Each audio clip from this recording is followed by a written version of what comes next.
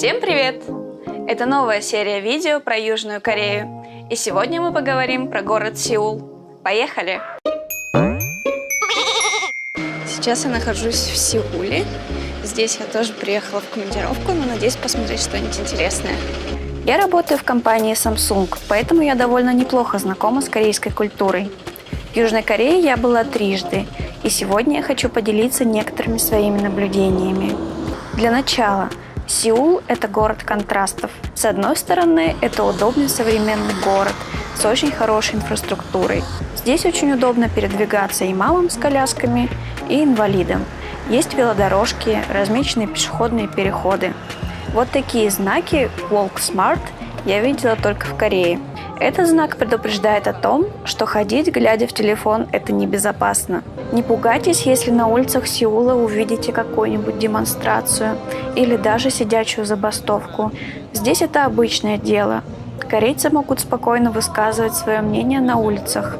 С другой стороны, этот город невозможно представить без корейских дворцов, парков, без праздников и традиций.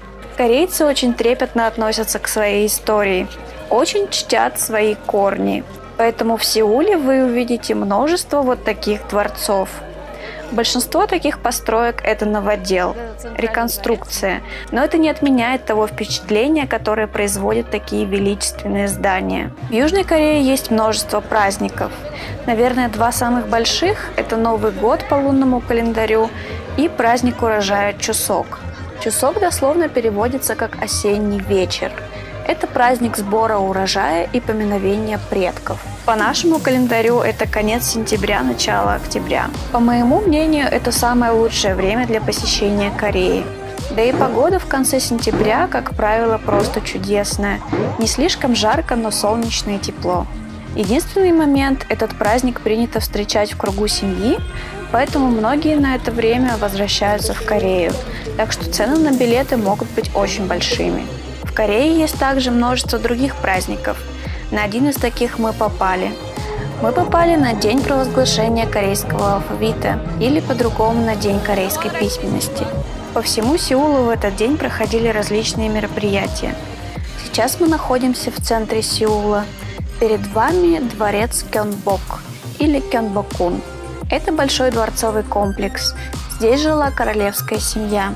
Самое красивое сооружение здесь – это павильон Кёнхверу. Он стоит посреди огромного искусственного озера. Я не знаю, насколько тут видно эту красоту. Тут очень красивый дворец на воде. Еще один в моей коллекции. Перед входом во дворец можно увидеть смену караула. Что еще интересного есть в Сеуле? Я бы посоветовала также посетить Сеульскую телебашню.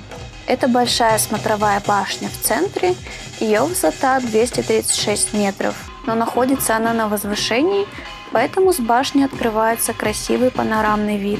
Подняться туда можно на фуникулере, но гораздо приятнее будет осилить этот путь пешком. Рядом с башней можно повесить замочки с именами. Замочков тут очень много, и выглядит это довольно интересно. Еще я могу посоветовать посетить улицу Мёндон. Это торговая улица в центре Сеула.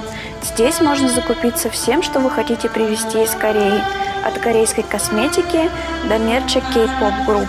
Уличную еду в Корее я также посоветую попробовать на этой улице. Тут самый большой выбор. Морепродукты, корейские сладости, картошка, каштаны.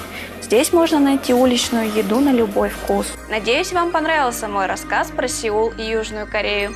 В следующем видео я расскажу про свой поход по тропе в горы Сеула. Путешествуйте и ищите радость в своей жизни. С вами была Любава. Всем пока!